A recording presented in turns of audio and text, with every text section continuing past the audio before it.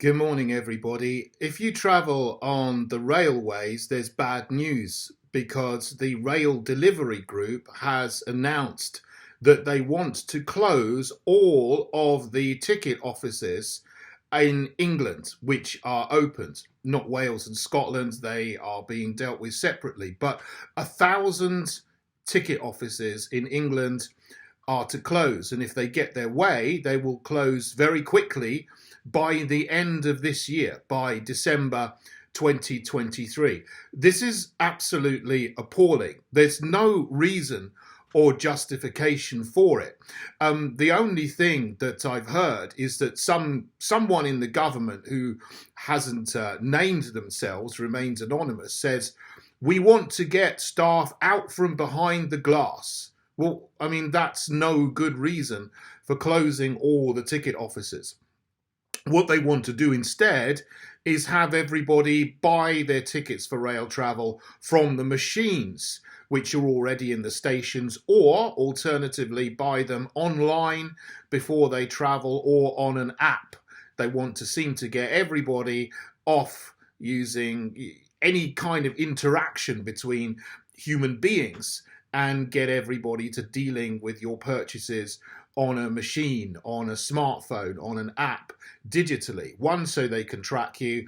Two, so they can fire people. Although they say that what's going to happen is that the staff that are currently working in the ticket offices will be redeployed onto the concourse so they can help you if you need to buy a ticket from the machine.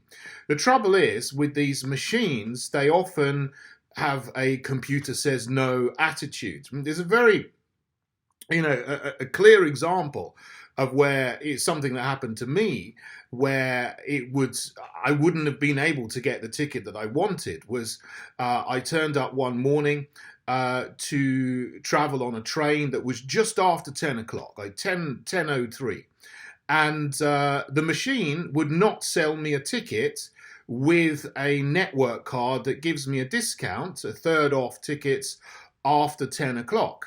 So I could only purchase a ticket for the 10:03 train after 10 o'clock, unless I wanted to pay 50% more.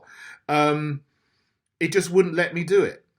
But I go to the man in the ticket office who's a human being who can understand the issue, and at 9:45, he sold me a ticket at the discount price with a network card to travel on the 10:03 train. If there was no one in the ticket office, if there were no ticket officers there, I wouldn't have been able to do that because there's often a queue. So if the machine doesn't let you buy the ticket until 2 minutes before your train goes, this is a specific instance, a specific time, of course, then I couldn't have got the ticket to travel. So there's all kinds of issues like this where you need a human being to help you who is not going to be stopped from purchasing what you want to purchase by a machine. And it's going to affect, other groups of people far more than me. That's just one instance that happened one time. But people who are blind or partially sighted, or who don't have a smartphone, who don't have the internet, who don't have a bank card, or choose not to have a smartphone or use the internet, or choose to use cash, will be discriminated against by these machines, which are, having to pre-book your tickets on the internet when you haven't got the facilities to do so, or choose, as is your right, or should be your right, to use cash to purchase whatever you want to purchase in situ. And this is part of a wider move, one, to get people to stop using cash and to prevent you from using cash altogether. Now, you see, if you go to use a machine to purchase your ticket, there's two types of machines. There's machines that take cash, and there's machines that only take a card or smartphone now with whatever apps or pay facilities a smartphone can do. I don't use any of them. But the number of machines that will take card only or app only vastly outnumber the machines that take cash. So if you go to a station, there might be a bank of 3 machines in a small station. Only one of them will take cash. Usually the others will just be card only. So if you want to use cash, you're straight away discriminated against because you just have not got the number of outlets there in terms of machines that will take your cash. And as we've seen in some places, in car parks and station car parks and council car parks, they are now removing the facility to use cash to pay for your parking. I wouldn't be surprised if later on machines remove the facility for you to use cash entirely. This is what's happened in London. So the London Transport for London operates separately to the Rail Delivery Group, to Network Rail. They got rid of all of their ticket offices in 2015. And there were hundreds of them, and they got rid of them all.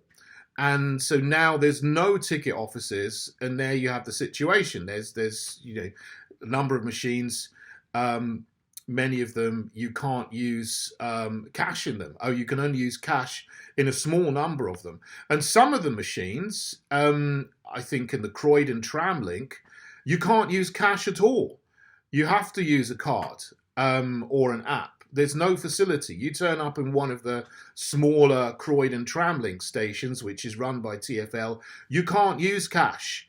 You don't have that facility. Obviously, they have the Oyster card system, but they don't even take cash to top up your Oyster card.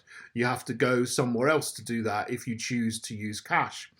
So this is completely wrong, and it is taking away choice and freedom from people to do what they want to do and to be able to travel and purchase your ticket in cash to do so.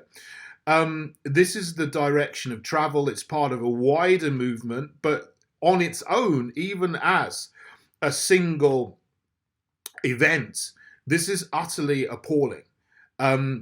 They may say also ostensibly it's to save money. Well, you're not going to save an awful lot of money by redeploying the staff that are in the ticket offices onto the concourse. I guess they hope that they can fire a few hundred people in the process.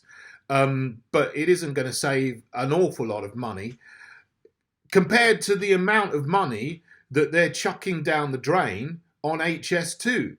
Because the Rail Delivery Group is a sort of rather opaque organisation. It's sort of hard to see who is accountable in this organisation. You look it up. You said it's owned by a conglomeration of Network Rail, HS2, the rail delivery companies, the freight delivery companies, operating companies. So it's owned by whatever 30 or 40 different organisations own this rail delivery group, but a lot of them or some of them are totally government owned, and some of them are franchised by the government. So obviously, I very much doubt that they could make an announcement like this without approval from the transport minister or ministers in the government, although it's rather opaque and difficult to find that out at the moment.